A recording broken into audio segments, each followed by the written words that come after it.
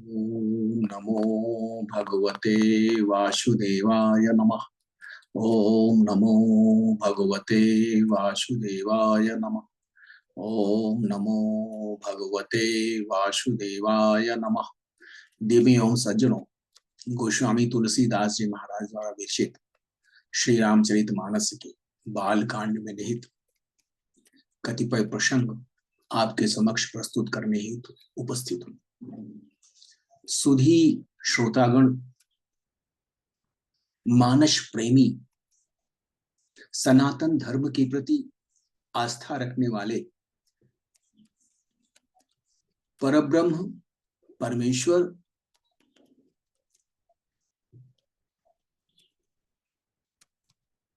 के प्रति भक्ति भाव रखने वाले सुधी श्रोतागण, मर्यादा पुरुषोत्तम प्रभु श्री राम त्रेता युग में असत्य, अन्याय, अत्याचार और अनाचार की वाहक राक्षसी प्रवृत्तियों के दमन हेतु मानव स्वरूप में अवतार लेते हैं। उनके द्वारा की गई लीलाएं मानवीय लीलाएं हैं। उनकी लीलाओं में देवत्व का बोध नहीं होता है। सामाजिक विधान के अनुसार वे जगत जननी माता सीता के स्वयंवर में प्रतिभाग हेतु जनकपुर पधारे हैं। वे यज्ञ स्थल पर विराजमान है। उनके सौंदर्य का वर्णन किसी कवि की लेखनी से संभव ही नहीं। संसार के समस्त अलंकार जिनसे उनकी उपमा की जा सके, ऐसे कोई अलंकार अब तक बने ही नहीं है। कटी तो नीर पीत पट बांधे, कर सर धनुष बाम बर कांधे, पीत यज्ञ उप दीत सुहाए, नख सिख मंजू महाछ बिछाए। प्रभु श्री राम के कमर में तरकश एवं पीतांबर विद्यमान है। उनके दाहिने हाथों में बाण तथा बाएं सुंदर कंधों पर धनुष एवं पीले यज्ञोपवीत जनेऊ सुशोभित हो रहे हैं। नख से सिख तक उनका प्रत्यंग अत्यंत सुंदर है। उन पर महान शोभा विद्यमान है, छाई हुई है। देखी लोग सब भय सुखारे, एक टक लोचन चलत न तारे। हर से जनक देखी दो भाई, मुनि पद कमल गहे तब जाई। उन्हें देखकर सभी लोग प्रसन्न हुए। नेत्र एकटक निमेष शून्य हो गए और तारे पुतलियां भी नहीं चलती हैं। उस सभा भवन में विराजमान समस्त प्राणीजन श्री राम को अपलक नेत्रों से निहार रहे हैं। महाराज जनक जी दोनों भाइयों को देखकर अत्यंत प्रसन्न होते हैं। तब उन्होंने जाकर मुनि के चरण कमलों का वंदन किया।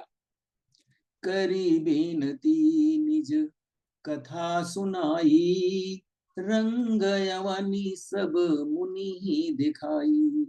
जहां जहां जाई कुंवर द्वर दो बर दो, तह तह चकित चितव सबको। विनती करके अपनी कथा महाराज जनक जी विश्वामित्र जी को सुनाते हैं और मुनि को, विश्वामित्र मुनि को समस्त रंगभूमि यज्ञशाला दिखाते हैं।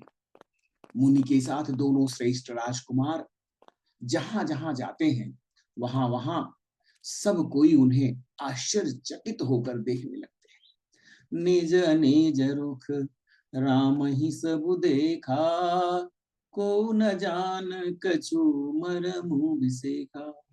भली रचना मुनि नृपसन कहु, राजा मुदित महासुख लहु। सबने श्री राम जी को अपनी अपनी ओर ही मुख किए हुए देखा, परंतु इसका कुछ भी विशेष रहस्य कोई नहीं जान सका। वह अंतर्यामी है, कण कण में विद्यमान है। इसीलिए श्री राम ने अपनी माया के प्रभाव से सबको एक साथ दर्शन दिया।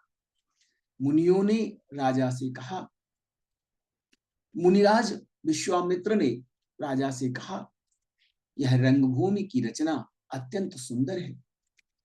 विश्वामित्र जैसे निष्प्रिय विरक्त एवं ज्ञानी मुनि से रचना की प्रशंसा सुनकर महाराज जनक अत्यंत प्रसन्न हुए और वे आनंदित हो उठे। सब मंचन ते मंचु एक सुंदर विशद विशाल, मुनि समेत दो बंधु तहां बैठा रे महिपाल। सभी मंचों से एक मंच जो अत्यधिक भव्य है, सुंदर है, उज्जवल है और विशाल है। स्वयं राजा ने महर्षि विश्वामित्र सहित दोनों भाइयों को उस उच्च आसन पर विराजमान कराया। प्रभु ही देखी सब नृप ही हारे, जनुरा केस उदय भय तारे। असी प्रतीत सबके मन माही, राम जाब तोरब सक नाही। प्रभु को देखकर सभी राजा हृदय में ऐसे हार मान बैठे, निराश एवं उत्साहहीन हो गए, जैसे पूर्ण चंद्रमा के उदय होने पर समस्त तारे प्रकाशहीन हो जाते हैं। उनके तेज को देखकर सबके मन में ऐसा विश्वास हो गया कि श्री राम ही धनुष को तोड़ेंगे, इसमें कोई संदेह नहीं। बिनु भंजेउ भव धनुष विशाला, मेली हसीय राम उर्माला। अस बिचारी गवन हो घर भाई, जसु प्रताप बलु तेज गवाई। इधर इनके रूप को देखकर सबके मन में यह निश्चय हो गया कि भगवान भोलेनाथ के विशाल धनुष को जो संभवतः टूट ही न सके, बिना तोड़े भी सीता जी श्री राम जी के गले में ही जयमाल डाली।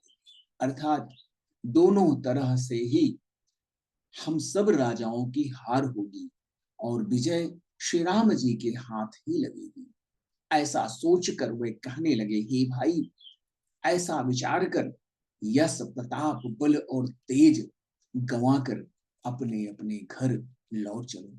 देह से अपर भूप सुनि बानी, जे अविवेक अंध अभिमानी। तोरे हूँ धनुषु ब्याहु अवगाहा, बिनु तोरे को कुंवरी बियाहा।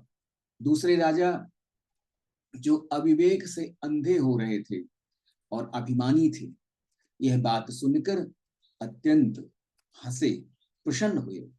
उन्होंने कहा, धनुष तोड़ने पर भी विवाह होना कठिन है, अर्थात सहज ही में हम जानकी को हाथ से जाने नहीं देंगे। फिर बिना तोड़े तो राजकुमारी को ब्याह ही कौन कर सकता है। एक बार कालव किन हो, सियहित समर जितब हम सो। यह सुनी अवर महिप मुस्काने, धर्मशील हरि भगत सयाने। काल ही क्यों न हो, एक बार तो सीता के लिए उसे भी हम युद्ध में जीत लेंगे। यह अहंकार की बात सुनकर दूसरे राजा जो धर्मात्मा हरिभक्त और ज्ञानी जन थे मुस्कुराए। सिय सिय बियाह बिराम गर्भ दूरी करि नृपन के, जीति कुसक संग्राम दशरथ के रन बाकुरे। उन धर्म भीरु राजाओं ने कहा, राजाओं के गर्भ को दूर करके जो धनुष किसी से नहीं टूट सकेगा उसे तोड़कर श्री राम जी सीता जी के साथ ब्याह करेंगे। रही युद्ध की बात, तो महाराज दशरथ की रण बांकुरे पुत्रों को युद्ध में कोई पराजित ही नहीं कर सकता है। प्रभु श्री राम धनुष यज्ञ में सम्मिलित होकर अपने पुरुषार्थ, अपने पराक्रम, अपने वीरत्व का परिचय दे रहे हैं।